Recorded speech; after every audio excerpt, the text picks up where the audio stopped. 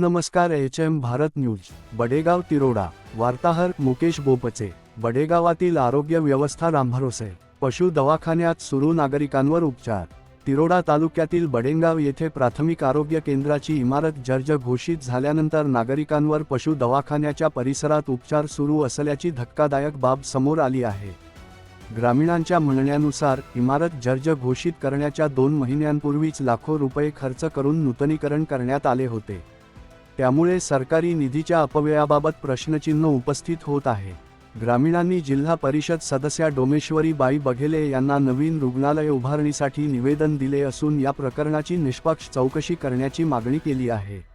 भारतीय संविधानाच्या कलम 21 व 47 नुसार नागरिकांना चांगल्या आरोग्य सुविधा देणे शासनाची जबाबदारी आहे। त्यांनी बोललं आहे जे आपली टीम असते इथं जिल्हा परिषद मेंबर्स उमेश्वरीबाई बघेले आहेत त्यांच्यासोबत पण बोलणं झालं आहे। ते पण ट्राय करत आहे। मी हे तुम्हाला विचारत होतो, तुम्ही या आधी या विषयावर कोणाशी पेपरवर बोलले आहेत का की प्रेसवर बोलणं झालं नाही। पेपर बाय पेपर कोणाला तुम्ही लेटर मध्ये किंवा रायटिंग मध्ये दिलं आहे की बाबा मला वैद्यकीय हॉस्पिटलची गरज आहे, आम्ही पशुवैद्यकीय दवाखान्यात आहोत, आम्हाला गरज आहे आणि आमची जी त्याच्या रिटर्न मध्ये तुम्ही आतापर्यंत कुठे कंप्लेंट किंवा मागणी केली आहे का? मागणी झाली आहे, आमची शासनाला मागणी झाली आहे। DHO कडून पण मंत्रालयाकडे पण गेलं आहे सर्व। पण कसं आहे की वेळ लागत आहे, म्हणजे डिस्मेंटल बिल्डिंग आहे आमची। बिल्डिंग जोपर्यंत बनत नाही तोपर्यंत मी तुमच्या बिल्डिंगची 6 चौकशी केली आहे। माझं नाव मेधा दुष्यंत शंभरकर।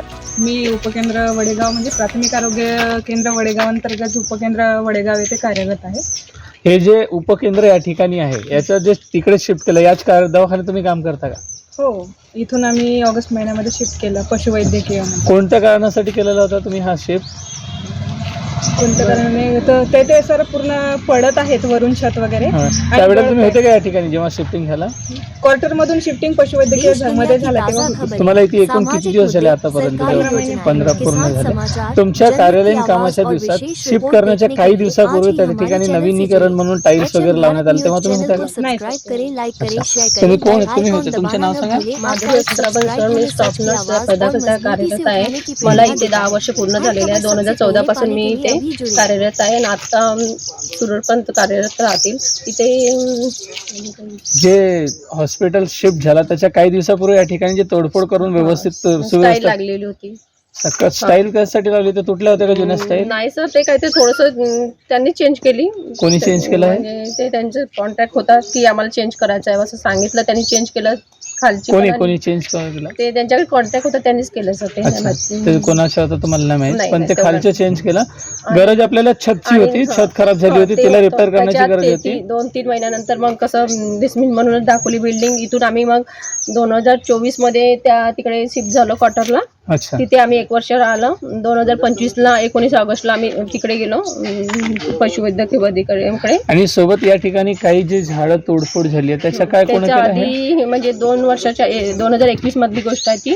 तेव्हा ते आमचे मोटगरे सर होते, तेव्हा त्यांच्या याच्यात झालेलं होतं ते झाडं। की ताजा खबरें, सामाजिक मुद्दे, सरकारी तुम्ही या ठिकाणी केव्हापासून कार्यरत आहे? कोणत्या पदावर आहे? की आवाज और विशेष रिपोर्ट देखने के लिए आज ही हमारे चैनल से थोड़ा लाउड बोला, आवाज कम भारत न्यूज चैनल को सब्सक्राइब करें, लाइक करें, शेयर करें, बेल आइकॉन दबाना न भूलें। आपका एक सब्सक्राइब हमें सच की आवाज और तुम्हाला त्या ठिकाणी काम करणं सोयी सुविधा बरोबर आहेत का? त्या ठिकाणी तुम्हाला जमते का काम करायला? इथल्यापेक्षा सुविधाजनक आहे का ती व्यवस्था? सुविधा म्हणता नाही तर ठीक आहे, म्हणजे सुविधाजनक आहे का? तुम्ही एका पशु वैद्यकीय ठिकाणी ज्या ठिकाणी जनावरांचा उपचार केला जायला पाहिजे त्या ठिकाणी माणसाच्या उपचारासाठी तुम्ही तिथं बसलात, हे किती पत योग्य वाटतंय?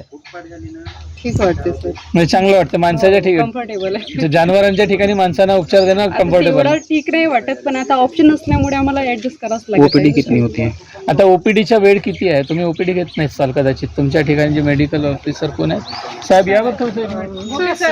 8:30 वाजतापासून तर 1 वाजतापर्यंत कमीत कमी आमची ओपीडी असते। 100 ते 125 असतात। सोमवारी आणि बुधवारी आमचं रशचं असते। त्या दिवशी आम्हाला खूप प्रॉब्लेम जातो आहे। आमचे एका दिवशी ECGचे पेशंट 5 असतात आणि आम्हाला म्हणजे जे आम्हाला OPD काढतात त्यावेळेस पण प्रॉब्लेम जातो, इंजेक्शन लावायच्या वेळेस आणि ECG करायच्या वेळेस। आणि अजून आम्हाला इंट्राकॅटचे पेशंट, सलाईनचे पेशंट, आम्हाला ती म्हणजे कसं सुविधा म्हणजे वाटत नाही की ते योग्य नाही वाटत की आम्ही काम करत आहे, पण आम्हाला कसं ती पेस छोटी पडत आहे। क्वार्टर म्हटलं की छोटीच असतात, पण ते आमच्या लाईक नाही वाटत, कारण की आम्ही मोठ्या पेसमध्ये काम करू नये ना. आमचे पेशंट IV चे पेशंट 5 असतात, पण आता आम्हाला पेशंट जर म्हणत आहे लूज मोशनचा आहे तर आम्हाला सलाईन लावावं लागते. त्यावेळेस आम्हाला त्या पेशंटला सलाईन लावायची 2 बेड असल्यामुळे आम्हाला सलाईन लावता पण नाहीत, काही नाही. ते कम्फर्टेबल नाही वाटत आमच्यासाठी. अच्छा. या ठिकाणी तुम्ही जेव्हा उपचार करता रुग्णांवर तुम्हाला कोणत्या अडचणीचा सामना करावा लागत आहे सध्या? अडचणी जसं सिस्टरांनी सांगितलं, सेम स्पेस कमी आहे.